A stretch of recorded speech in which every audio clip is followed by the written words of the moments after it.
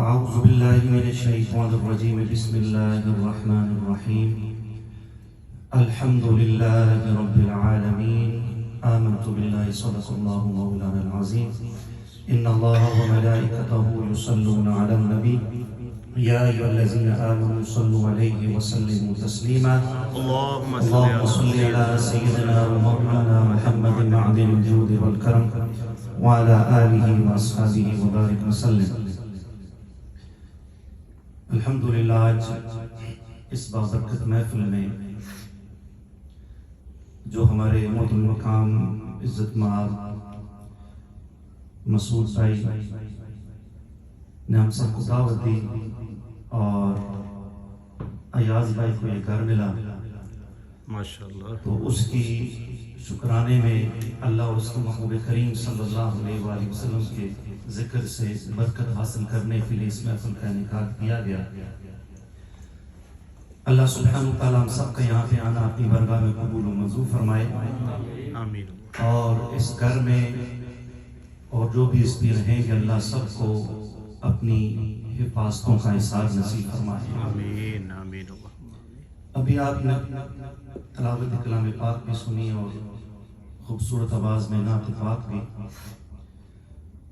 خوبصورت آواز میں اللہ کا کلام یا نبی صلی اللہ علیہ وسلم کی تعریف کسی محفل میں پڑھنے کی ضرورت اس لیے ہوتی ہے کہ جو لوگ ہیں ان کی دل کی سرزمین کو تیار کیا جائے تاکہ اس میں جو حکم خدا ہے اور حکم مصطفیٰ ہے اس کا بیج بویا جائے. اگر صرف کان کی لذت کے حصول کے لیے اور روح کو صرف ایک کیفیت حاصل کرنے کے لیے یہ سنا جائے تو اس کی مثال ایسی ہے جیسے آپ لوہے کو صرف گرم کر لیں لیکن اس کو موڑ کر کے اس سے وہ چیز نہ بنائیں جو آپ کو فائدہ دے گی. تو اب آپ کے دلوں کی سرزمین تیار ہے تو میں فرمان مصطفیٰ چند صلی اللہ علیہ وسلم کے سامنے پیش کرتا ہوں اس نیت کے ساتھ کہ اللہ مجھے پہلے اور ہم سب کو عمل کرنے کی توفیق عطا فرمائے. آمین آمین. الحمدللہ رب العالمین. کیوں یہ محفل حمد بھی ہے، محفل شکر بھی ہے، اور یہ ایک مومن کی شان ہے کہ جب اللہ اسے کوئی نعمت دیتا ہے، اسے کوئی خوشی اور مسرت دیتا ہے تو وہ اس وقت اللہ کو یاد کرتا ہے کیونکہ ساری نعمتیں اسی کی طرف سے ہیں. اور اگر وہ نہ چاہے تو ہمارے پاس ایک نعمت بھی نہ ہو. اس لیے قرآن میں اس میں جو رول بتایا ہے وَإِن تُعُدُّوا نِعْمَةَ اللَّهِ لَا تُحْصُوهَا، اس نے فرمایا اگر میں نے تمہیں نعمتیں دی ہیں ان کو شمار کرنا شروع کرو، گننا شروع کرو تو تم ان نعمتوں کو شمار نہیں کر سکتے، گن نہیں سکتے. اگر آپ ادھر آ جائیں تو جب شمار نہیں کر سکتے تو پھر ہم شکر کیسے ادا کریں گے؟ تو اللہ سبحانہ و تعالیٰ کے محبوب کریم صلی اللہ علیہ وآلہ وسلم نے ہمیں بہت سے طریقے بتائے ہیں جن سے ہم اللہ کی دی ہوئی نعمتوں کا شکر ادا کر سکتے ہیں، اور بہت آسان طریقے ہیں. لیکن پرابلم یہ ہے ہمارے ساتھ انکلوڈنگ مائی سیلف، ہم تھیوری والے صرف لوگ ہیں، پریکٹیکل نہیں ہیں. تو جب بھی آپ تھیوری کو پریکٹیکل میں لے کے نہیں آئیں گے تو آپ کے سامنے ریزلٹ نہیں آئے گا، وہ تھیوری رہے گی. جیسے بدن اور روح دو ہے نا، تو اگر روح نکال دی جائے تو پیچھے کیا ہے؟ بندہ تو ہے لیکن اس میں حرکت.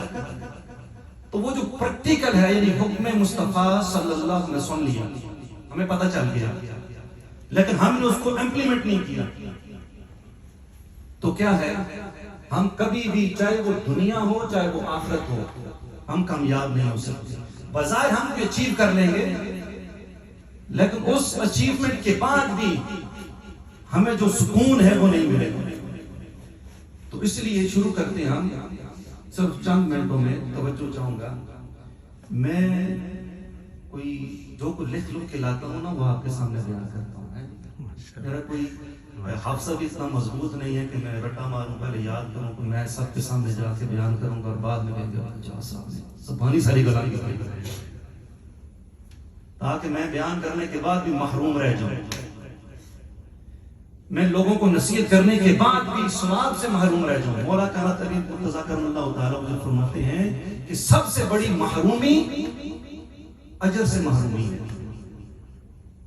یعنی کسی کو پرابلم ہو نا، پرابلم آ جائے، خدا نخواستہ آپ کی طرف سے پرابلم آ گئی اس کو، اب اس نے وبیلہ کرنا شروع کر دیا، تو اب وہ پرابلم وبیلے سے دور نہیں ہوگی، لیکن اگر وہ صبر کرتا تو اس پر جو اجر تھا اسے ملتا، وہ اس سے محروم ہو گیا۔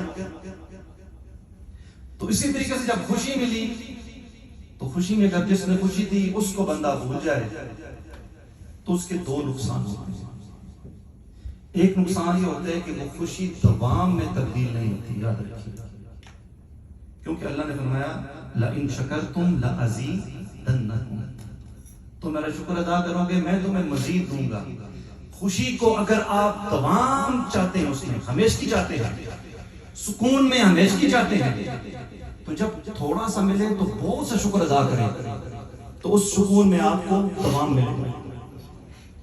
اب قرآن مجید فرقان حمید کی پہلی سورہ ہے، بچے بچے کو یاد ہے، اور قرآن پاک کا آغاز اسی سے ہے، اور رب تعالیٰ اس نے خود فرمایا الحمدللہ رب العالمین۔ علماء ایک بات یہ فرماتے ہیں کہ اللہ نے اپنی حمد خود بیان کیوں کی؟ اللہ نے اپنی حمد خود ہی بیان کیوں کی؟ اس کا جواب خود دیتے ہیں کیونکہ مخلوق میں یہ سکت نہیں ہے، مخلوق میں یہ طاقت نہیں ہے کہ جو اللہ کی حمد ہے کما حق تو اس کو بیان کر سکے۔ اللہ کی جو حمد ہے کما حق تو اس کو بیان کر سکے، اس لیے اللہ نے اپنی حمد خود بیان کی۔ اب اس میں علماء یہ بھی فرماتے ہیں جو حمد ہے نا، یہ اس سے پہلے الف لام ہے، اس کی 3 یا 4 وجوہات، یا کچھ علماء نے 6 بھی بیان فرمائی ہیں، کسی بھی حرف سے پہلے ساتھ الف لام لگا جائے۔ اب یہ الف لام جو حمد سے پہلے ہے یہ استغراقی ہے، یہ جنسی ہے، یہ عہدی ہے، یہ کون سا ہے؟ تو جتنے بھی الف لام لگانے کے طریقے ہو سکتے ہیں، علماء نے فرمایا اگر یہ استغراقی ہے تو اس کا مطلب یہ ہے کہ ہر وقت جس کی حمد ہے وہ ذات صرف اللہ کی ہے، وہ ذات صرف اللہ کی ہے، کیونکہ هو الاول، جب مخلوق نہیں تھی تو وہ تھا، جب کل من علیہ فان ویبقى وجہ ربک ذو الجلال والاکرام، جب ہر چیز ختم ہو جائے گی پھر بھی اللہ ہوگا۔ اور اگر یہ عہدی ہے، یعنی زمانہ میں 3 قسم ہو سکتے ہیں، یا وہ پاسٹ ہے، یا وہ پریزنٹ ہے، یا وہ فیوچر ہے، ٹائم گزر گیا یا ہے یا آئے گا، تو ہر وقت میں جو بھی حمد ہے اگر اسے ٹائم کے ساتھ لگایا جائے تو وہ حمد صرف اور صرف اللہ سبحانہ وتعالی کی۔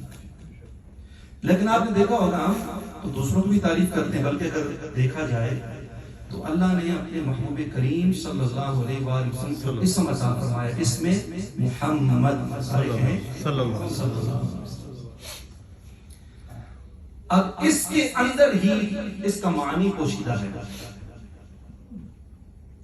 والذی یحمد حمدا بعد حمد، یعنی کہ وہ ہستی جس کی تعریف کے بعد تعریف کی جائے، یعنی کنٹینیوسلی۔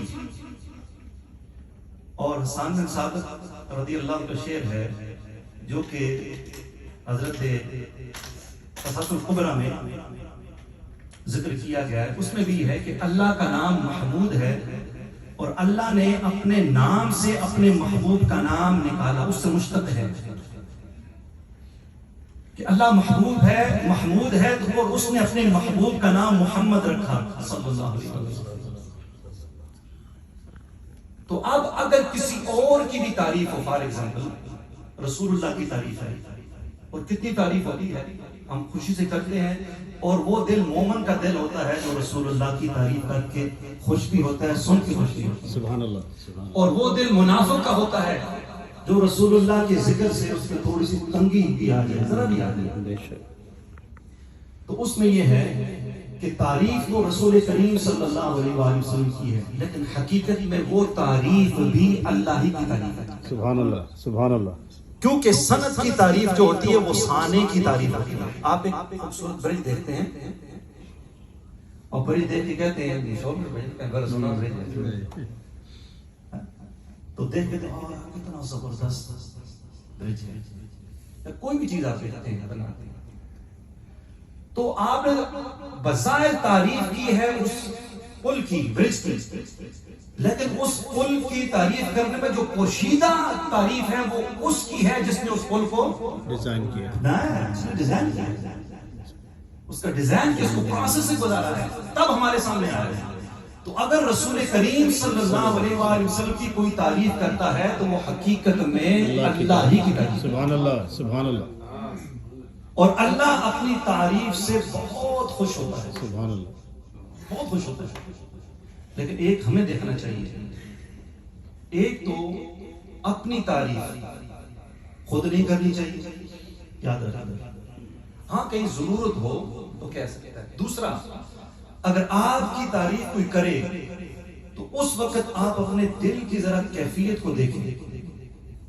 اگر دل ہی دل میں آپ سما نہیں رہے اور کہتے ہیں واہ کیا زبردست میری تعریف ہے، تو مطلب ہے شیطان اپنا کام کر گیا. رکھے. لیکن اگر آپ اپنے دل کو عز و انکسار میں لاتے ہیں، یا اللہ تیری تعریف ہے، تو مجھے یہ توفیق نہ دیتا تو میری تعریف کون کرتا؟ تو نے مجھے گفتار کا طریقہ دیا اور مگر اس نے جمال دیا، جو تو نے مجھے مال دیا، جو تو نے مجھے بزنس دیا، اولاد دی، یہ تو نے دیے ہیں، یہ تیری ہی عطا سے میری لوگ تعریف کر رہے ہیں. حقیقت میں تعریف تو تیری ہے. بے شک. اس حوالے سے میں صرف دو تین نبی صلی اللہ علیہ وسلم کا فرمان آپ کے سامنے پیش کرتا ہوں، اس نیت کے ساتھ کہ اللہ سبحانہ وتعالی مجھ کو بھی اور ہم سب کو بھی اس پر عمل کرنے کی توفیق عطا فرمائے. آمین.